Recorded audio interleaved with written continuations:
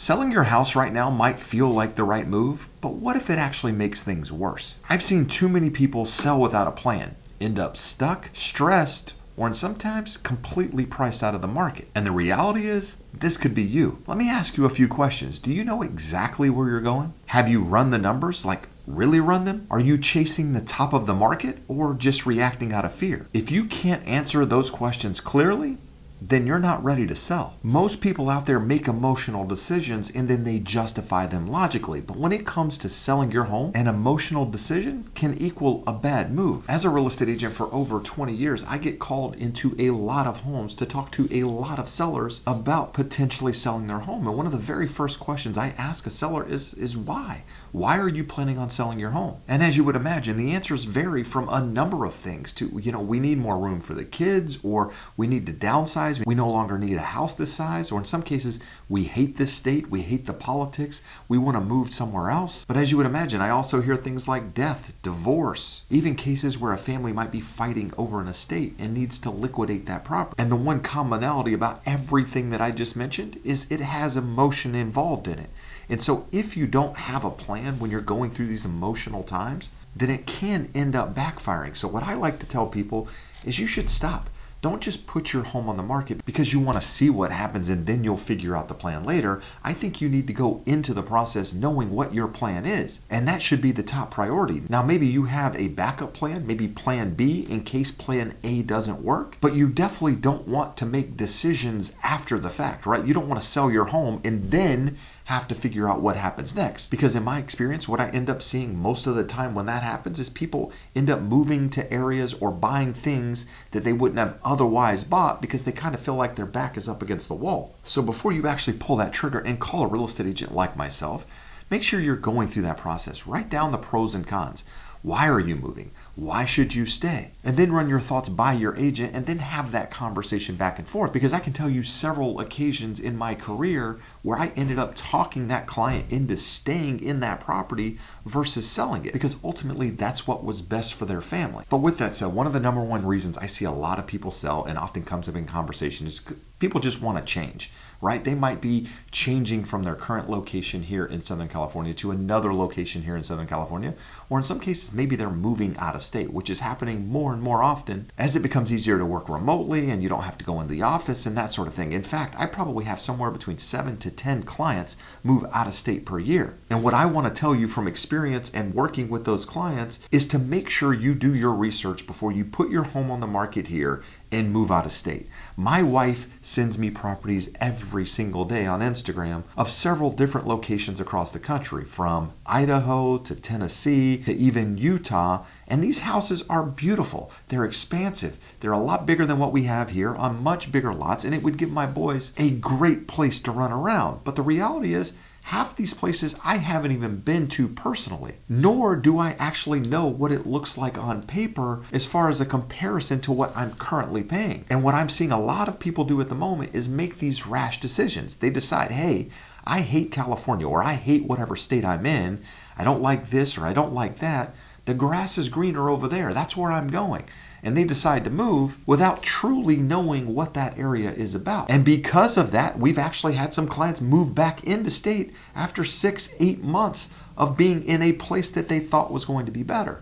So I would ask you, before you sell your home, just make sure you do your research. Go and visit these areas. Find out what neighborhoods you want to be in. Don't just follow someone online and say, well, that's where I'm going when my house sells, without ever actually going there. And you need to understand not just the season that you're going to visit in, but understand all of the seasons. What does rain look like? What does the climate look like? And these may seem like really common sense things, but the reality is most people are making those emotional decisions because they're like my family and I. We want more space. I want my boys to be able to run around and play in the woods like I did as a kid. I grew up in eastern North Carolina where I had all the land in the world. In fact, I didn't have a curfew. I just stayed outside as long as I wanted to. From the time I woke up to the time I went to bed, I was outside doing something. And I would love for my kids to be able to have that same lifestyle. But in many cases, it comes with a cost. Typically speaking, it's not as easy as just putting my house on the market, moving to this area, and then everything just picks up where it left off. Now, in some cases, maybe it is, but what I would rather you do as a potential seller is do your research up front. Maybe in some cases, you keep your home here, wherever that is, and then you decide to go rent in that area for a year to not only figure out whether you like it, but determine what neighborhood you want to be in, really figure out that market before you let go of your property in whatever state you're used to. Because a lot of people sell here in California, they move out of state, and then they can't afford to come back in because of the cost of living. And on top of that, you need to make sure that the homes that you're looking at online actually fit within your budget. Can you get the home that you're seeing online at that price? Actually at that price? Do the homes exist in your price range that you've been following online, that have all the bells and whistles, that have the pools, the big yards for the kids to run around, all of those things that you've been wanting? Can you actually do it in another state? And what does it cost? Have you truly run the numbers? Have you seen how much you're going to get from your home, what you're actually going to walk away with after you pay commissions, after you pay closing costs? And then once you have those numbers, have you actually spoken to a mortgage professional, assuming you're getting a loan, to figure out what that looks like on paper?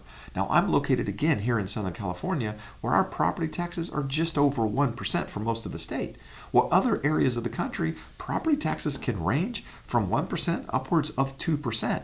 So while some of these states that you might be thinking of moving to have no state tax, or they have very low taxes in other areas, well, in many cases they're making it up for property tax. Maybe some of these areas have higher insurance costs than other areas that you're used to. So you just need to get a full picture of what that looks like before actually putting your home on the market. And the reason I bring this up is because I had some clients just a couple of years ago wanting to sell their home in Costa Mesa. They were moving to Montana. And we had talked about them moving and why they were moving and all of that. And we put their home on the market. We got an offer. And after just a couple of days on the market, they started to look at properties in the area that they were planning on moving. And they started to look at the cost. And they realized that it was going to be more expensive to move there than they originally thought.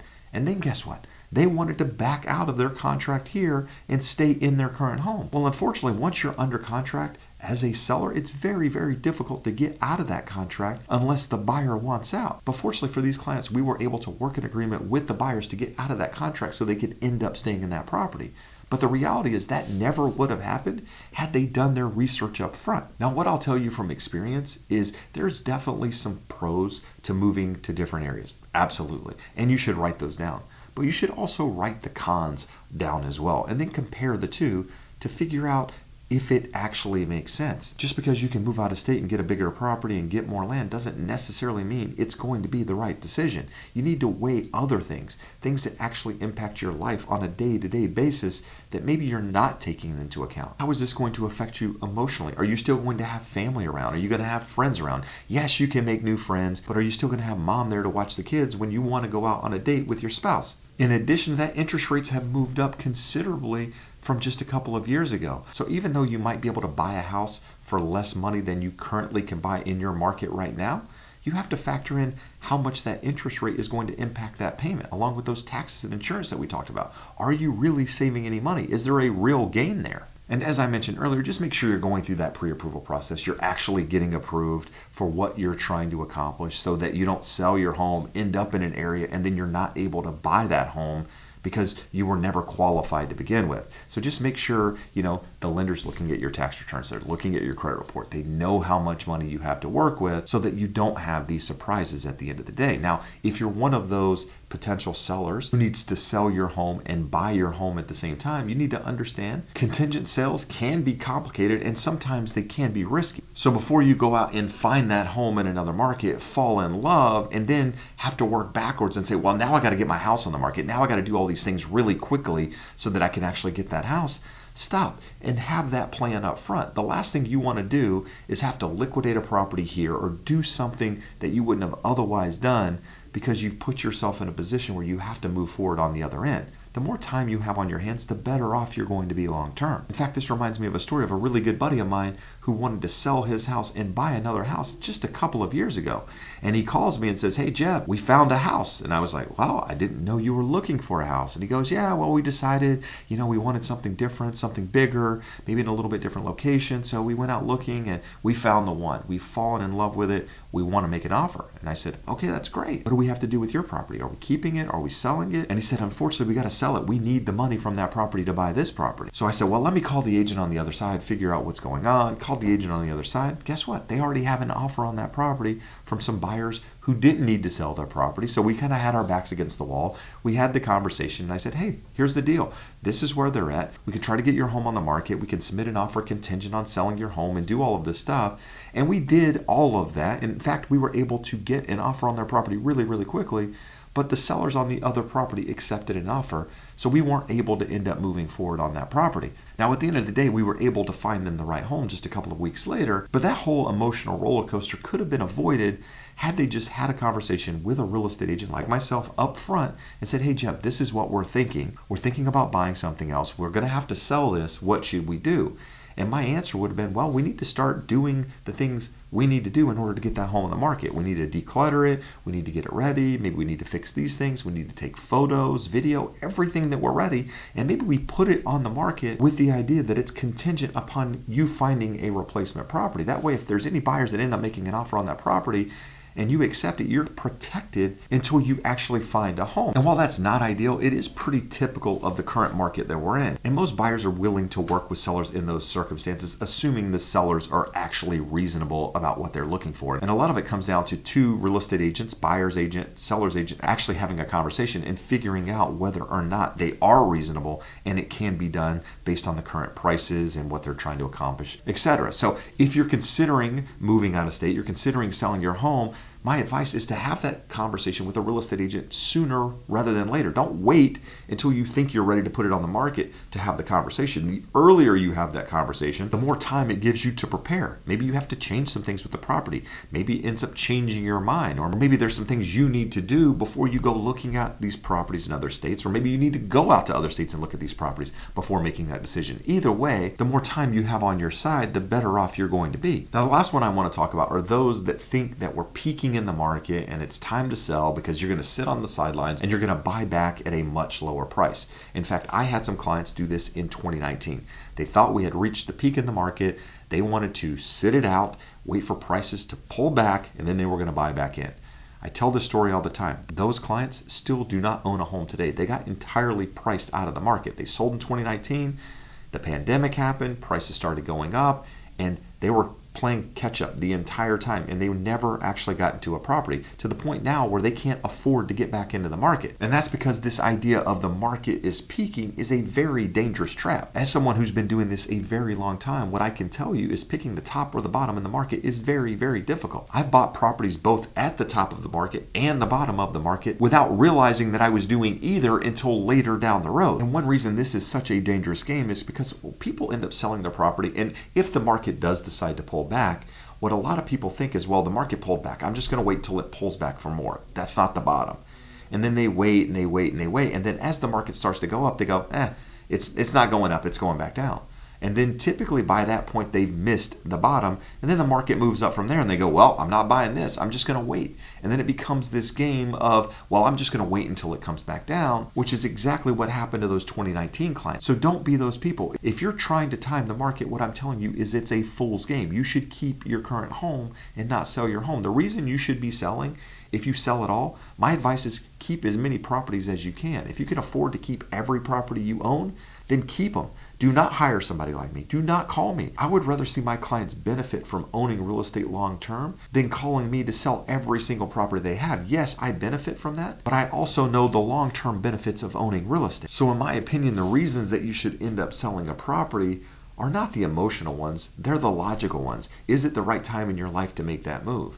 Like for me and my wife, we sold our property of over 12 years just 2 years ago when interest rates were at the highest they've been in a very, very long time. And the reason we made that decision is because we wanted a different location. We had been eyeing this one location for such a long time, and then the seller called me and said, hey, we're ready to sell this home now. And we said, well, it's either now or never. We've been wanting this property for such a long time. Are we going to pull the trigger?